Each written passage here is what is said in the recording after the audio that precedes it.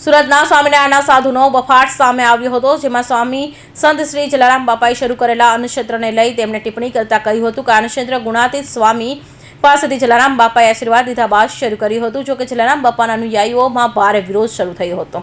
ત્યારબાદ સુરતના જ્ઞાનપ્રસાદ સ્વામીએ માફી માંગતો વિડીયો પણ જાહેર કર્યો હતો. અમરોલી ખાતે આવેલા સ્વામિનારાયણ મંદિરના સંત જ્ઞાનપ્રકાશ સ્વામીએ જલારામ બાપાને ગુણાતીત સ્વામી પાસે આશીર્વાદ લીધાનો દાવો કર્યો હતો. તેમણે કહ્યું કે ગુણાતીતાનંદ સ્વામી એક વખત વીરપુરની મુલાકાતે આવ્યા હતા અને જ્યાં તેમણે જલારામ બાપાને ત્યાં ભોજન લીધું હતું અને ત્યારબાદ જલારામ બાપાની ઈચ્છા પૂરી. ત્યારે જલારામ બાપાએ કહ્યું કે અમારે અન્નક્ષેત્ર શરૂ કરવું છે. ત્યારે સ્વામીએ ભોજન લીધા બાદ તેમને આશીર્વાદ આપ્યા હતા અને આજે પણ અન્નક્ષેત્ર ચાલુ છે. આ નિવેદનને લઈ રઘુવંશી સમાજમાં ભારે રોષ જોવા મળ્યો હતો અને ઠેર ઠેર વિરોધ પણ જોવા મળ્યો હતો.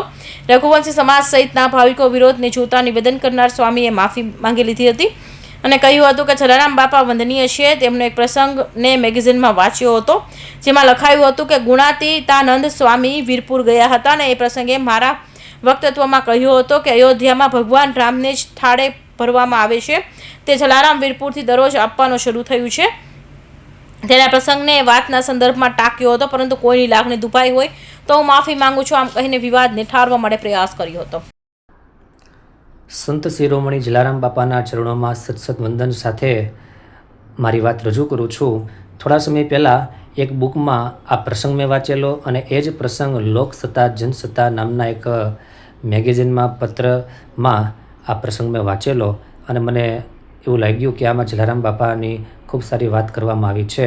તો બાપાના મહિમા વિષયક આ વાત કરેલી, જલારામ બાપાના કાર્ય તેમજ અયોધ્યામાં જે બાપાનો સદાવ્રત ચાલે છે અને ભગવાનનો થાળ થાય છે એ અંતર્ગત વાત કરેલી. એમ છતાં કોઈ પણ સમાજને કે કોઈ પણ વ્યક્તિને મારી વાતે કરીને દિલ દુભાણું હોય તો સાચા દિલથી માફી માગું છું અને એ વિડીયો અમે તરત જ હટાવી લીધો છે. ધન્યવાદ.